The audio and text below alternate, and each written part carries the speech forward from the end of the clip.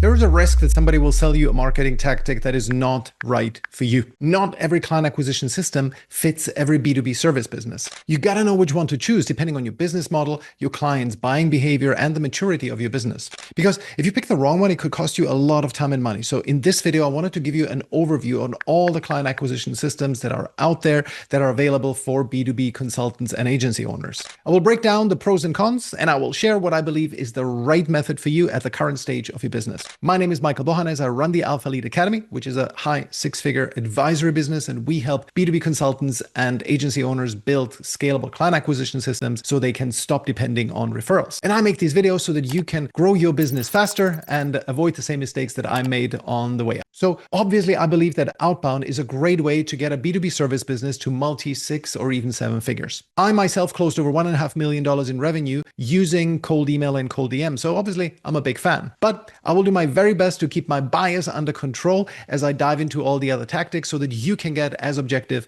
a picture as possible. All right, let's get started. Here is the bird's eye view on all of these client acquisition methods. And yes, all of these methods absolutely work. Be very skeptical if somebody tells you some kind of tactic doesn't work anymore. Even cold calling still works. It's just that it does not work in some context. Like I would not recommend cold calling if you want to get big corporate clients. Cold calling Google is probably not the very best idea. However, in and of themselves, all of those techniques work.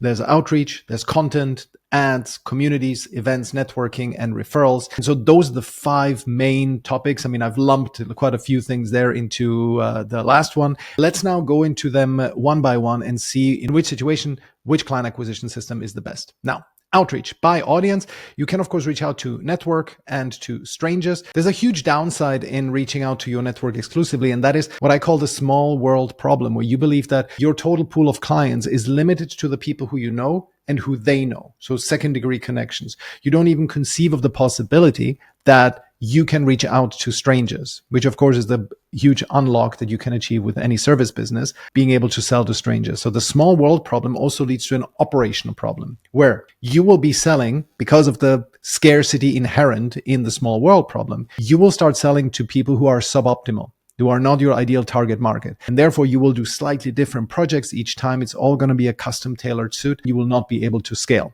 So therefore, it's so much better to reach out to strangers. It's surprisingly effective. If you have an offer that resonates with your ICP, you can sell to strangers almost just as well as you can to anybody coming from your network.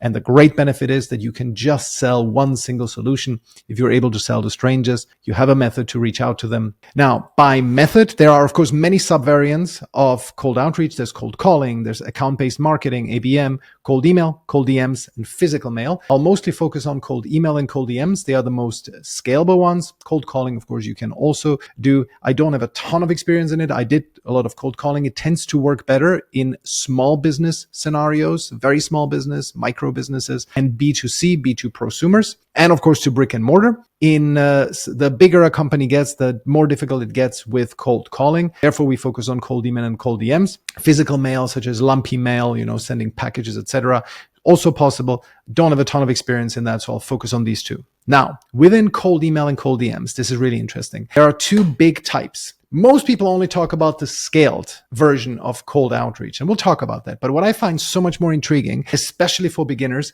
is manual and personalized. And ideally, you combine it with a video recording that you conduct over their website or LinkedIn profile. So just like here, you record a Loom on their website and you say, "Hey, John, my name is Michael. This is what I sell, and I'd love to make you this personalized offer. I see that you do XYZ at your company." People appreciate this a lot. You'd be very surprised, maybe not surprised. It is incredibly effective to get complete strangers to want to talk to you. If they see that you've made a real effort and you want to indicate to them as you're recording the video that this is indeed something that could not have been done by an AI. And here, the best tip I can give you is, as you record over their website, highlight something and read it out as you are highlighting it.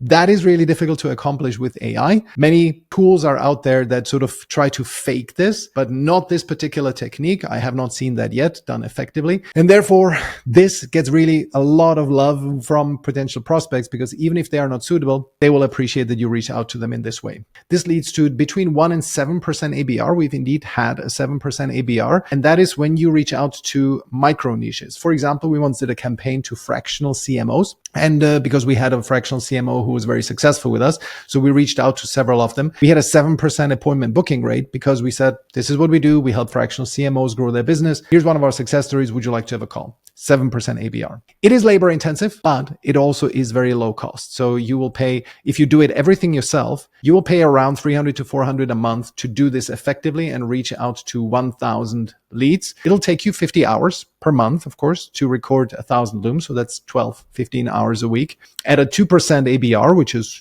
middle of the road kind of meat and potatoes kind of ABR. You will book 20 calls. And if you convert 20% of them, you get 3-4 clients if you factor in a show rate as well. So I think that's pretty good investment. If you charge, let's say anywhere from 5 to 10 to 15, 20K, 4 clients is quite a nice ratio to get here. And it's also very effective because very few people do it. So you stand out automatically. This is one of the best things I can recommend you do. And it's, of course, is enormously profitable given that you mostly spend time rather than invest money into it. Now, let's talk about scale.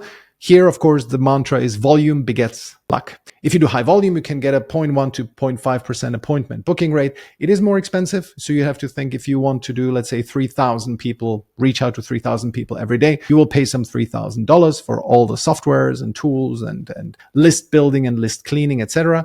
But at a 0.2% appointment booking rate, that's 6 calls booked per day. A scale approach, of course, means that you will get fewer positive hits. You need to then filter on the back end. Like somebody books a call, you need to probably put them through more qualification than what you would do with the manual personalized version, because there you, of course, with manual personalized, you need to filter the list more. With scaled, you don't filter as much, and then you have to qualify them on the back end. And so you will probably have fewer show ups and then fewer conversions. Still very much worth it. Let us look at pros and cons of outreach. The pros are there's an immediate and fast feedback cycle. You learn very quickly. It's also cheap. You can test a campaign for $100 and get a lot of high quality data. In comparison with content, you are in the driver's seat of your growth. You don't have to wait for people to come to you. You approach them. So it's a much more proactive approach. In comparison with ads, you also don't break the bank. It's very cheap, as I mentioned already. You also pitch in secret. That's a cool one because you don't need to lower your status if you are on social media begging for business and putting out posts, hey, I'm open for business. And you have the green circle on LinkedIn, available for work, that kind of stuff. You don't need to do it. If you know how to reach out to people, it's effectively in secret. Very few people will actually make the association, I received a cold email from this person. Let me look him up on LinkedIn. If it's not relevant to them, they just forget about it and they don't make the connection. And once you've cracked the code, it's very, very profitable. Like we're seeing a 10x ROI on our cold outreach. We spend between 5K on cold outreach a month, and we're booking between 30 and 50K in revenue. Now, the cons, the downsides, it is quite faffy and it breaks all the time. It needs constant maintenance. Like, somehow deliverability has gone down. We have to check what's happening. This campaign doesn't work anymore. Did we simply add wrong leads? Do we need to adjust the lead base that we're sending to, and so on? So it is constantly something that breaks. You need to constantly update it. In comparison with that, ads tend to be much more longer lasting. Yes, you may need to test a couple of campaigns, of course, but once you have one that locks in, you can just run that thing. I've heard of somebody who has run his one ad to a webinar campaign for 2 years, and it has worked very well. That will not work for you in cold email. So you have to constantly maintain it. It's also a little bit low status because everybody and their mother is doing cold email, right? It mixes you up with the riffraff, and therefore you will get lower show rates and low conversion rates compared to something more high quality. Of course, you can overcome that with very high quality content and assets in preparation for the call. For example, one thing that works really well for us is our so-called thesis video. This is a breakdown on how we work and where we try to disqualify people, where we even tell them, hey, cancel the call if you fall into one of these 8 categories. So this can overcome it,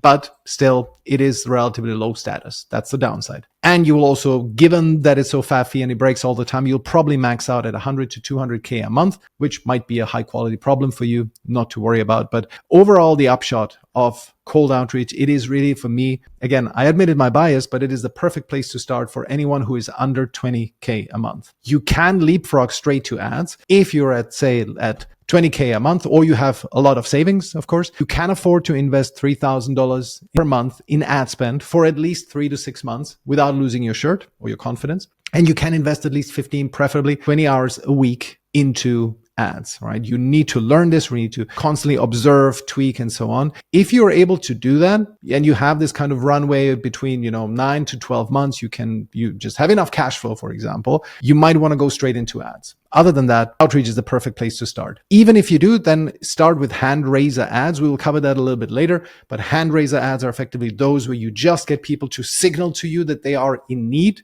and then you can send them a personalized pitch. You can actually combine those two methods, but we'll cover that a little bit later. Bear in mind that ads offer, however, far lower ROAS, return on ad spend. So there's just a kind of alert. We will get to ads in a second. Okay, let us now move into content. There's two types of content. There's a conversion stage content, which is of course SEO bottom funnel type content, and then awareness stage content. Let's cover conversion stage first. There's of course the classic SEO. There's Google Maps and AI optimization, which is of course the new one. When people ask ChatGPT, you want to be able to appear in any possible recommendations. You know, if somebody asks for a TikTok marketing agency or for a supply chain consultant, you want to appear there. And then pros of focusing on this type of method is of course there's almost zero marginal cost to get a new client. There's high authority and thus high conversion rates. The cons of this type of content is it takes a long time to see results, right? You could start investing into SEO, not get much results other than slightly higher rankings, but before you get clients, it may take several months, if not years. For many large industries, is also not the best method. So many consultants and marketing agencies, it can of course work for them, but people don't generally tend to search for these types of services, right? When you think about, okay, I want a YouTube marketing agency, you'd probably not go to Google. You'd probably not start with an AI recommendation. You'd probably go to LinkedIn, maybe ask among your networks, your connections, if they've worked with somebody, maybe ask in a few communities who somebody recommends, right? That is usually the place where to go. And there it's much better to be present with top funnel content. We'll cover that soon, but SEO is probably not the right thing to invest in when you're a coach consultant. Like I once spoke to a business coach who was working with very small businesses, and he had invested a lot of money into SEO. He had made it work, but it was after many years of trying.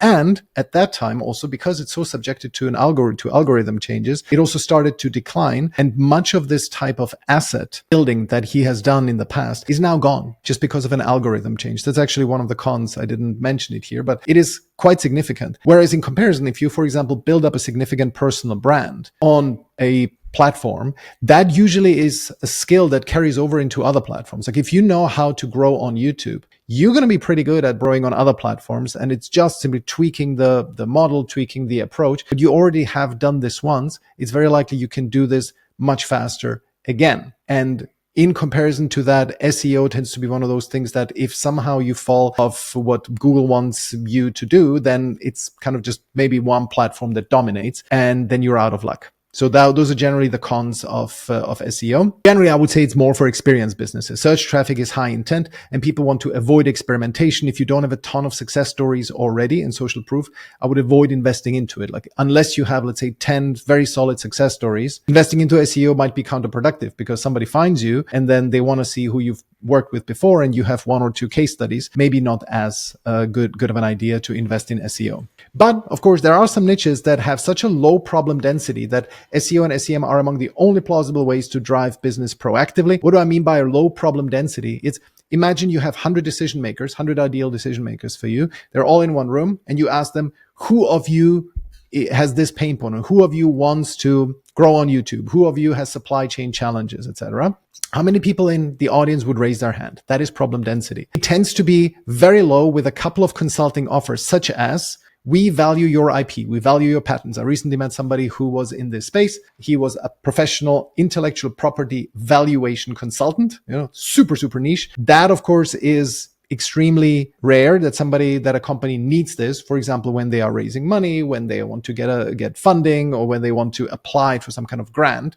In that case, they will need somebody who does patent valuation, but it's quite rare, right? And for them, outbound prospecting would be very unlikely to succeed because if there's like at any given point, 2-3% of the market are looking for this kind of service, then outreach would not be very effective. Obviously, Google Maps optimization is a must for local businesses. And key point here, if you decide that you will invest in Google, YouTube, and AI SEO, you do need to dedicate a lot of time to it. Focus on this as a client acquisition method for at least 6 months and treat other methods as secondary, or hire a high-end agency, think $7,000 a month retainer, to do this for you. So the upshot of bottom funnel content, I would say this is a classic case of make sure that you have cash flow coming in, right? Fortify the castle first before investing in housing infrastructure behind the walls. That would be my clunky analogy for this. I would say avoid investing into these methods before you are cash stable. In the first year, probably optimizing for SEO, optimizing for search engine traffic will be a net cash outflow. After that, it's going to be hopefully an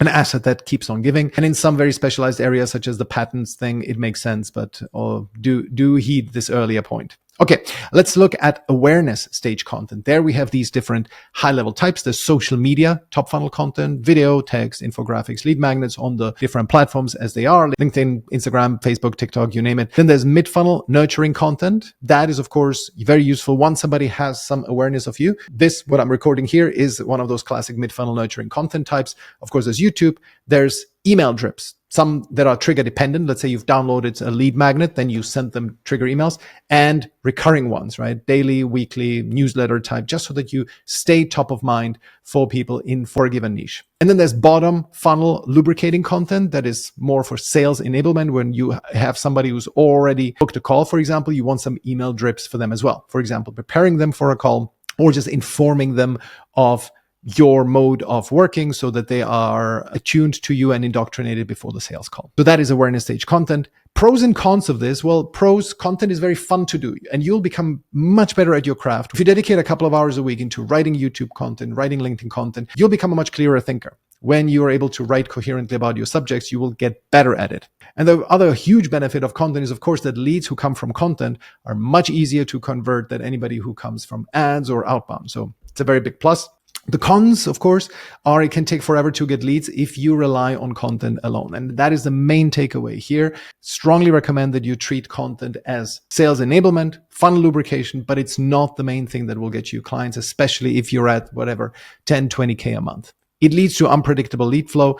It can take a long time to get market feedback as well. There's a couple of people who just use content as their main thing to get clients. They're posting content, but they might be getting signals from the market that some of their content is more popular than others. If you don't have a strong hypothesis as to what makes a stranger buy from you, you could be going into a wrong direction. There's a lot of people out there who do crowd-pleasing content. They're not that good at converting. I once remember I spoke to somebody who was constantly getting 100 plus like on her content, and she had to get a job because she couldn't get a single person to work with her because she was doing this typical crowd-pleasing populist content. It's also very easy in this context to get blinded by vanity metrics, just as this lady was. She got 100 likes. She thought she was incredibly successful on LinkedIn, but she didn't get any clients. Engaged, substantial comments from ideal target clients is the thing to optimize for. Another thing is that I find that there's quite a heavy dose of art in the science. Very often you see like people posting very similar content. One person's content bombs, the other one is successful. Sometimes it's a little bit unpredictable of what will make you successful. And there's of course more people in this context very much. People with dirty tricks, right? There are the pod bros, the people who support each other using engagement pods and so on. And so it's sometimes difficult to see.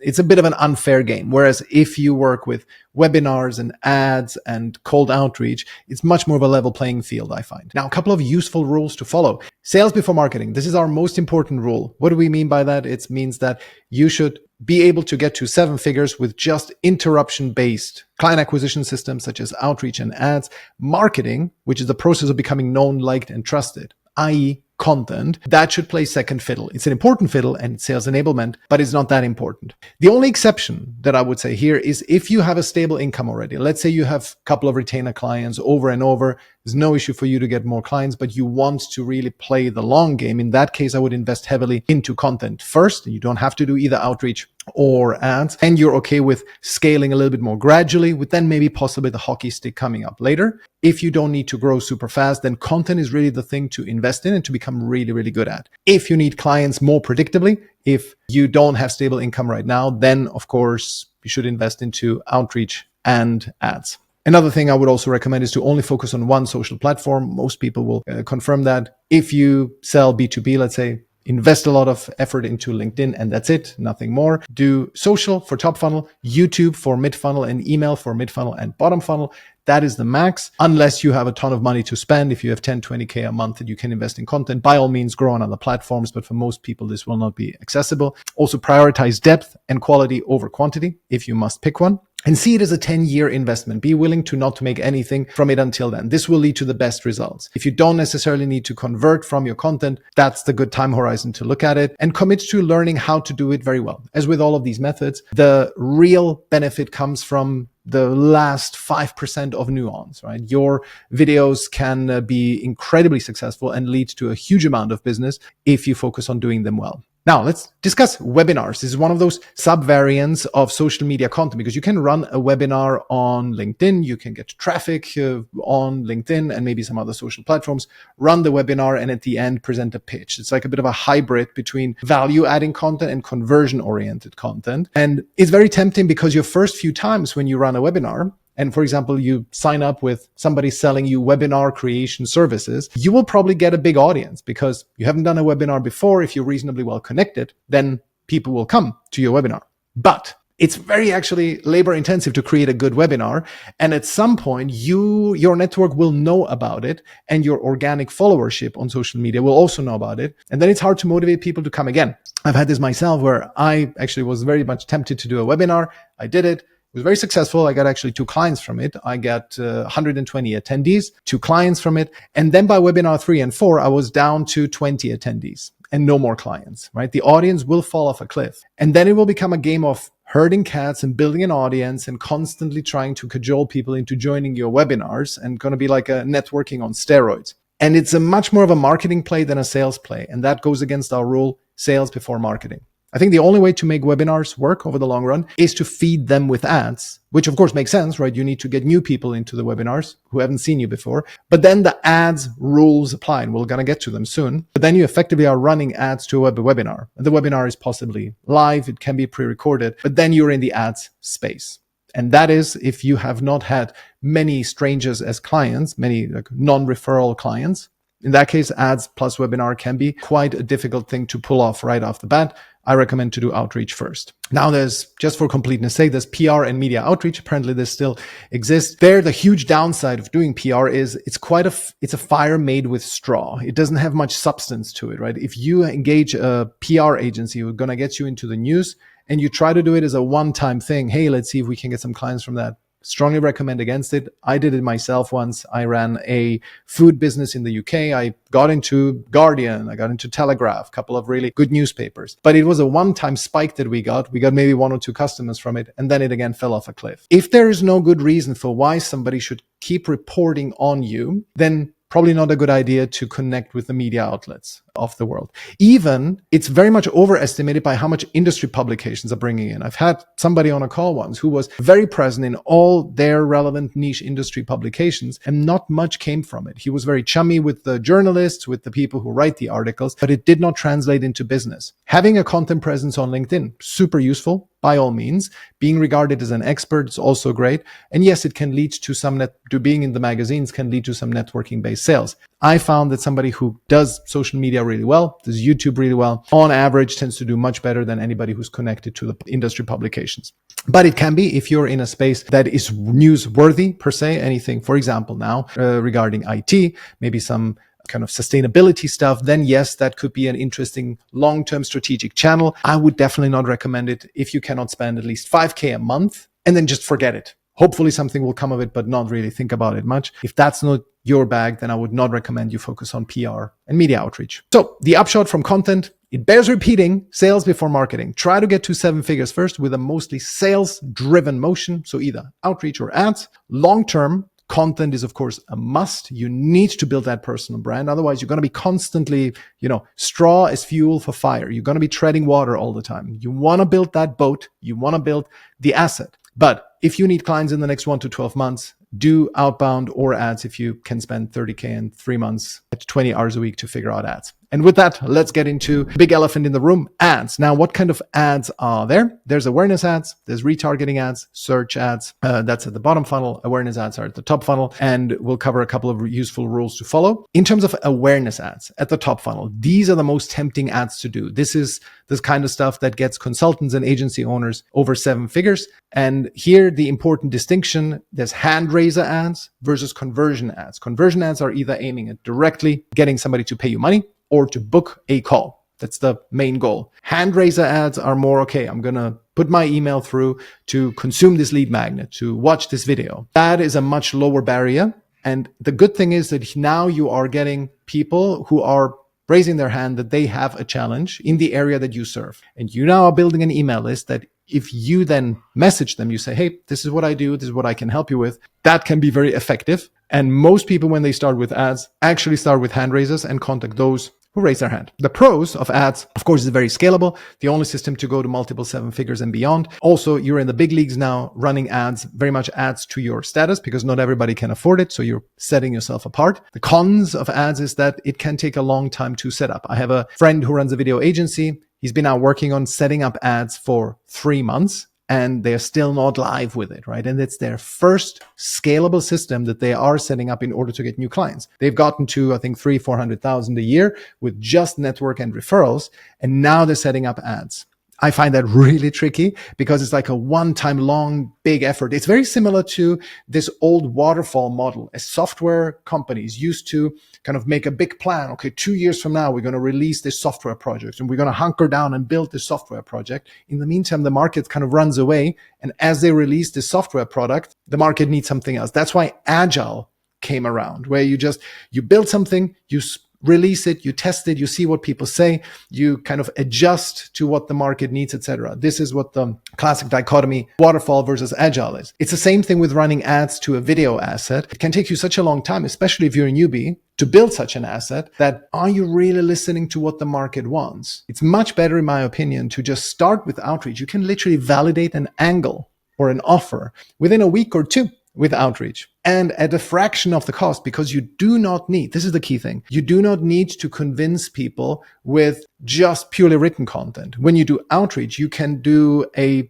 campaign to 200 people and you test if it works. If that offer as you presented it to them works, you have a video that accompanies it, gives a bit of an impression of you as a person, and crucially, it's personalized to them. You get much more qualitative feedback than with ads, which are mostly a binary yes or no. Do people opt in? Are people interested in it or not? So it takes a long time to set up. Outreach is much more agile. I would also say don't do it if you cannot burn 10 to 20K in ad spend before seeing ROI. So most people will tell you. Also, you should invest working with somebody who knows what they're doing. And that's another 10K. So I would say be willing to invest 30K before figuring it out. Also, ads tend to have much lower profitability than outbound. So outbound generally is more recommended. And please, very important note for small TAM and high LTV value propositions, meaning if you have fewer than, let's say, 5,000 decision makers in the world, small TAM, high LTV, if you can sell them, multiple 6-figure deals, personalized outreach is much better. I know one consultant who has a total TAM of 100 companies. Those are privately owned German Mittelstand companies. And he is selling to them a $250,000 a year social media value proposition. He reaches out to 20 companies, extremely personalized. He does 3 days of research on them. He reaches out to 20 companies a year, and then he closes 2 of them, makes $500,000, right? That's the most extreme form of personalized outreach. Impossible to run ads for such a value proposition. Has to be done by outreach. Good. So that was awareness ads at the top funnel. Retargeting ads mid funnel. It's very useful to do. Sometimes people overestimate the effectiveness of them. It's good to do them, but they won't move the needle in terms of total business volume. It's just, good low hanging fruit. People visited your website, show them an ad, and capture their interest again.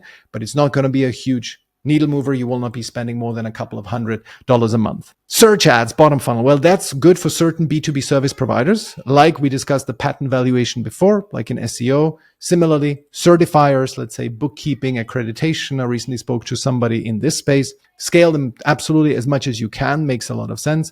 And then regulated professions as well, such as lawyers, especially niched down ones, right? Where the barrier to entry is relatively high. So you can search and you can know that when you perform a search, anybody who will come up then is usually qualified, right? There's going to be very few scammers among the lawyers. I mean, they exist everywhere, but probably the scammer density among lawyers is lower than among the typical coaches. And generally, I would say that search ads are a bad choice as a first systematic channel for 95% of consultants and agency owners, because generally the kind of search traffic that triggers a sale is less dense in these areas, you'd rather ask a community or your network for an agency owner, or you go by somebody who you've been following on social media and who you trust. So that's the gist on search ads. Now, a couple of useful rules to follow when considering doing ads. Only work with agencies who will also teach you things. I think it's a very bad idea to completely outsource client acquisition to a point where an agency runs the show and you know nothing about it. Also, better to use a coaching program or one-to-one knowledge transfers from experts. DIY learning is also possible, but you will end up probably spending the same amount of money that you're saving by not working with a coach. You're going to spend it on wrong campaigns, on setting it up wrong and trying offers that did not really work. So I think it makes actually a lot of sense to sign up with somebody who knows what they're doing. And as you're starting out, you buy data, as Cole Gordon says. So you can, for example, let's say you have a budget of 10,000. Yeah, you can spread it over 3 months, but you could also just force it into 1 month, bite the bullet, and learn faster and shorten that learning iteration. So much for ads. I think it's generally a very good method, of course, but you should know what you're getting into and you have to invest quite a bit of money to make them work. Now, let's take a look at communities. Building a community as a low friction entry point for leads is very popular now, especially now with Skool being very popular, Skool being a very popular community platform. It's great for building initial trust, for nurturing people. You really have to be dedicated to this channel and it needs to be the right fit for you. And generally what I'm seeing, it's much more suited to B2C or B2 prosumers, the types of people who want to build a business, or anybody very much in the internet marketing space where they want to develop a specific skill set, such as, let's say, YouTube thumbnails or grow on a specific platform. Very often those are also hobbyists, right? People who want to become better at playing guitar or acting, etc. And therefore I would surmise that it's unlikely to attract senior B2B decision makers. More, it will attract champions, future champions in the business, mid-level employees who can put in a good word for you, but ultimately decision makers probably will not spend too much time in a Skool community. And the other thing that communities are not great at doing, I believe, is that they don't activate the top 1% of your target market, the people who are most in need. I think it rather dissuades them from reacting to you if your primary conversion point is a community, because you have to think of your market on a continuum of being willing buyers, as in this illustration. The green slice at the very left is, of course, the most interested buyers, the people who really have a big problem now. And the paler green it gets, the less problem and solution aware they are. They're still problem and solution aware, but they say not yet, maybe later, etc. And the community is mostly for the top 2 to 10% of people. And therefore, it tends to not be as good for converting the top 1%, because if you prioritize a community early on, you're sort of neglecting them. You're there to nurture the top 2 to 10%, which is not the lowest hanging fruit. So I would say, have a tool first to catch the top 1%, either through outreach or through ads. And then the community can be for those who do not want to convert just yet. Okay, so it's a good lead magnet, but you should have a way to convert the top 1%. So much for communities. Now, finally, let's look at events, networking, and referrals. Those methods are heavily skewed towards requiring you personally. And that is, of course, not very good for scaling. When you look at networking, there we see organized, such as, the BNIs of the world, Business Networking International, and organic networking. You just, go to reunions of alumni of your past employers, etc. So networking comes in these two shapes, into these two flavors. There's a huge downside in both, namely, again, you, the founder, are required forever. You're also not building up an asset, right? You just are going out there. You need new clients. You just meet with people and something comes to you. That's great, but you have to do the same thing over and over.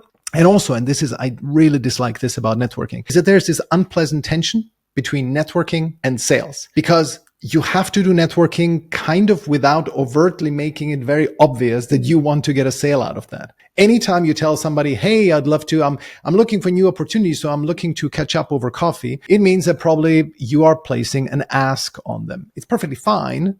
There's nothing wrong with that, but you are coming in a supplicant position and maybe the person doesn't really have anything for you. And instead of just simply ignoring your message, they feel a social obligation towards you in indulging you. And I don't like this dynamic that it creates. Similarly, when you're at a networking event and you talk to somebody and you discover that they are not a good fit for you, nor you just met, they're unlikely to refer you. Now this gets into this awkward situation where you kind of don't want to be talking to them anymore, but you don't want to be rude. And all of those things are quite unpleasant overall, that it creates this dynamic of You actually want to sell, but at the same time, you need to continue being polite. I prefer the straight line method much more, where you just approach people. Hey, do you need this? Do you have this problem? And then people say yes or no, or they ignore you. Then I also find that being ghosted is far more emotionally taxing in networking. I'm sure you've experienced this, where you talk to somebody in person and they kind of indicate to you, this would be really interesting for us. And they make all the signals, and then you message them, and then you follow up with them, and they just ghost you and ignore you. I find this much more emotionally taxing when you remember you spoke to this person, and the cognitive burden that this now places on you. Well, next time, if you're going to run into them, it's going to be really awkward because this person just totally ignored you. I find it's just too emotionally unpleasant to go through it. Also, networking leads to the small world phenomenon, where you believe that your world is constricted by the people who you know and their connections, when in reality, total strangers would also be willing to speak to you. So the upshot is, of course, yes, you should activate your network as you're starting out. It would be silly not to. If you're starting out, 100% go through everybody who you know and tell them what you do and how you can help them. And by the way, if you want a detailed instruction on how to do this, I released a long video where it's all about exactly what we teach in our program, how to do warm outreach. So you should definitely watch that. Once you've gone through your network at the beginning of your business, and you can, reactivate it, and you can tell everybody every 1 or 2 years or so what you do, that's fine. Do something else as your main client acquisition system. Do outreach, content, and ads. So much better in the long run, and much higher potential for scaling. Now let us look at events. Events you can run as an organizer, as a high-paying participant, for example, by buying a booth, or as a visitor, either paying or free. And events are, of course, a viable option in many cases, and it's the main option in a tiny TAM situation. For example, sub 1,000 decision makers in the world. Of course, there has to be a high LTV, but in those areas, like somebody I recently met serves exclusively risk consultancies, right? Very specialized niche consultancies. Another person I met recently works in the satellite industry, right? There's only a couple of 100 companies in either of those niches. Then, of course, you have to know what the events are, and you got to attend them. Absolutely necessary. Other than that, when it's not the main and only option, then events are a useful option, but it has quite a few considerable downsides. We'll go through them. The upsides are, of course, you get free pens, not to be neglected, and you get immersed in that world. Very fast learning, and there's a lot of unknowns that come at you, and you learn quite a bit there. There's also a high density of ideal clients who you can just walk up to. That's great. It's also very good for extroverts. And you can develop a playbook for it. Like, in fact, one of our clients teaches that as the main client acquisition method that he recommends, and he teaches exactly how to build a playbook for events. Now, the cons of events is that they tend to be quite expensive, and for consultants, let's say you have a budget of 10K. Okay, yeah, I can invest 10K into client acquisition. Well, you could invest it into 2 or 3 events where you have to go there, pay the ticket, and spend money on a hotel. You can do this, or you can spend 10K on learning how to do really good outreach, and then you will have an asset that you can use forever. Right? I find that to be much better value for money than these one-time bursts of potential leads. And yeah, you will get 1 or 2 clients, but then you have to keep investing into this. You have to keep going to these events before you really figure out another method that can work even without you. And especially in the beginning, it all has to be done by you. Right? So it's quite expensive. And you're, again, to use the same analogy, you're burning straw for fuel. There's also, again, constant tension between goodwill networking and the need to sell. You cannot just sell straightforwardly. It's quite exhausting. You have to travel, dress nice, and be chipper all the time. And it also depends on other people. If an event series stops being run, then you lose revenue, right? You lose an opportunity to sell. This would not happen if you are doing outreach or run ads. My observation is also that few people calculate the ROI on events. As I just said, the spend 10K on learning something, learning in like an asset heavy skill, something that it keeps on giving, or just invest into a couple of events that then will be gone. I think that investing into something like learning outbound is a skill that builds on itself. But of course, there I am biased. Now, the upshot of events, it is a viable alternative if you plan to build a playbook that your team will then follow later on. So if you very much believe in it, long term, we will be selling at events, then great, really invest into it, learn how to do it. Invest into, for example, our client who will teach you how to do good sales at events. If you are in a small TAM market, then it's an absolute must, of course. And now finally, let's go into paid affiliates and strategic partnerships. This is useful in some high trust requirement professions as an alternative to direct outreach. So for example, when you're a fractional CFO, you could activate 100 CPA firms to get referrals, right? And once you have that, you have some good relationships built.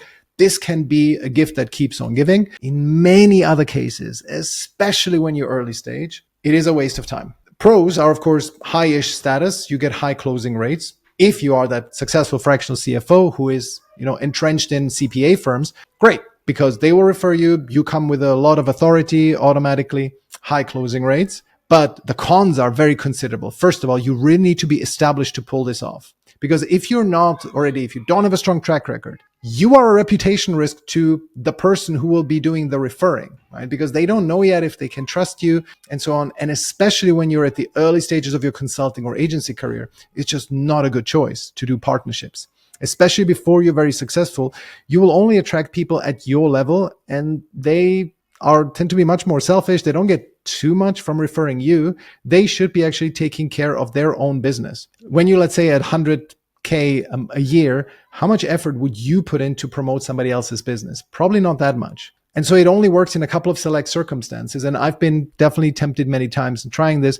Anytime I did it, even already when we were quite successful, at making $500,000 a year, I invested, I created, a presentation, value adding presentation. I answered questions, and then nothing came of it. So I just think that it is, compared to many other things you can invest in, it's not a good use of your time. You also put your fate into the hands of others, because obviously that if you rely on referrals, that's the definition of it. You can counter it with volume. Then you do outreach. For example, as a fractional CFO, you can reach out to 100 CPA firms, to build those relationships. Well, but then you might as well just reach out to potential clients yourself, right? So might as well do your own outreach. And your sales skills will, once you have these relationships set up, your sales skills might atrophy, because you then only again used to being fed clients, and you will not necessarily sense when the market is changing. You will lose your ear to the market if you rely too much on so-called strategic partnerships. And also, we have to be clear, many people use it as an excuse to avoid selling. Partnerships, especially at the low levels for people who make 10K a month or less, tend to be very often an excuse to, there's some activity, they develop some activity, but it's an excuse to avoid selling, to do outreach, to run ads, because you're doing, you're making 5K a month and somebody else is making 2K a month. You're doing a partnership. So you refer clients to each other and nobody makes any money. So I would go as far as saying for anyone below 100K a month, generally it's a waste of time, except for in these types of situations like fractional CFO, where there's a natural symbiosis with CPA firms, right? CPA firms works with the client, and the client then really needs somebody to take care more strategically of their finances. Great, the CPA firm can refer you. Other than that, not all that many examples where this kind of strategic partnerships makes a lot of sense. Finally, when to do what? So by revenue level, I would recommend that if you are at the early stages, you're below 7 figures, do outreach and some content. Once you are at that level, heavily invest into content to build your personal brand. That's exactly what we're going to do. This is effectively our roadmap. We're going to get to 7 figures with outreach and sales enablement content, then ads to go to multiple 7 figures. By client acquisition maturity, if so far you mostly have had clients via referrals or your network, I would recommend you don't rely on content predominantly and you don't run ads. Instead, do outreach. Video marketing agency, that example that I gave you, you can validate an offer angle combo much faster than in 3 months' time. By business type, if you have a low TAM and high LTV value proposition, do personalized outreach, very much so. Like if you have 1,000 people in the world, 2,000 people, yes, you should go to events, but also creating customized pitch videos that you research for 1 or 2 hours, and you can expect $100,000 payout from them. Absolutely worth doing. You cannot do any scaled outreach there. In this case, personal outreach is best. If you're serving a demographic niche, let's say you serve chiropractors, outreach works extremely well at the early stages. Of course, you can run ads too, but first I would start with outreach.